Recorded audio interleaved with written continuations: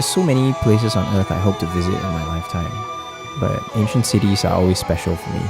There's always this sense of how fragile these places and cultures are, like they might one day just disappear. I feel a certain responsibility to preserve a part of that in the photos and films I make there.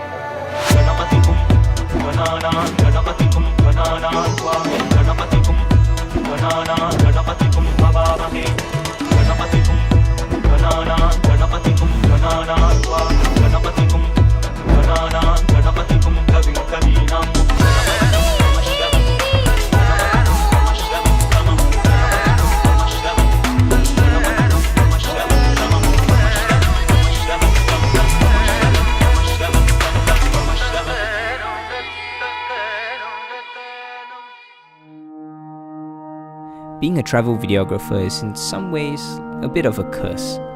I find that when I travel, if I don't shoot a video about it, I'll regret it. Much of my work depends on Mother Nature. You only get what she gives you. Some days you work so hard you feel like you deserve to get that perfect shot, but really it never quite works that way, and I guess you learn to be okay with that. The best shots are often the ones that take the most work to get. Shooting landscapes means chasing natural light and getting someplace at just the right moment. Hiking through uneven terrain and carrying gear uphill, long bumpy rides on the back of a truck, or waking up at 3 AM for a shot that may not even make the final edit. When you travel, you often get told to be careful, to not be too trusting, that this country or that city is dangerous. But I've been all around the world filming my travelogues, and that couldn't be further from what I've seen. I think that most people are generally good, kind and friendly. That's what I've learned from the many people I've met along the way. Take for example, Mr. Shiva, our tour guide. He's the most dedicated guide I've ever had the privilege of working with. There were days when the schedule was frankly just insane. I'd set out before dawn and shoot all day until the sun set, then catch a few hours of sleep, trek up the side of a mountain to shoot the stars, and wait out in the freezing night to capture that perfect sunrise. He insisted on staying throughout, even when I told him I was fine on my own.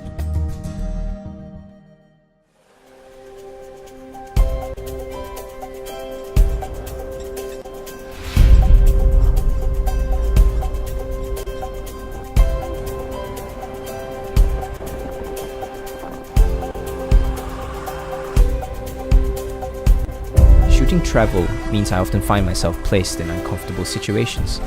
Maybe it's the food, or the weather, or some unfamiliar culture.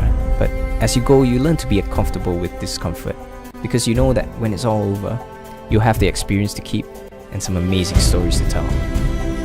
Jaycee has always been my greatest support and inspiration. Without her, I don't think I could have done any of this.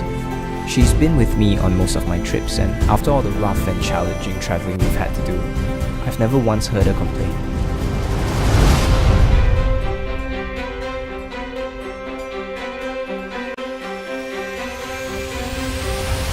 There was a leg of our journey where we travelled to a village in Gorkha to help with some volunteer work. It was a long, bumpy 6-hour car ride down some incredibly rough terrain, followed by a night in a wooden hut with no running water.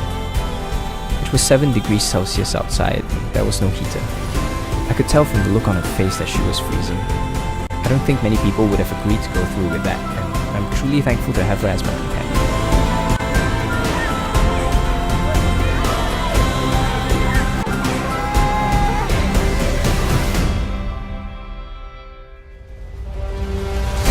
I don't know if the journeys and the videos I make will mean much to anyone else, but to Jaycee and I, they mean so much. They help us freeze moments of our lives.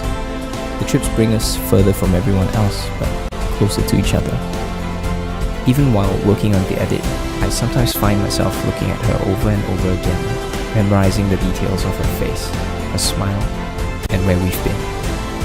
I think documenting my travels has become one of the most important things that I'll ever do. Just like the places we visit, these moments and memories are fleeting. They exist only for a brief time, and then are gone. I hope that one day these videos will let me share these amazing experiences with my children, maybe even inspire them to have adventures of their own.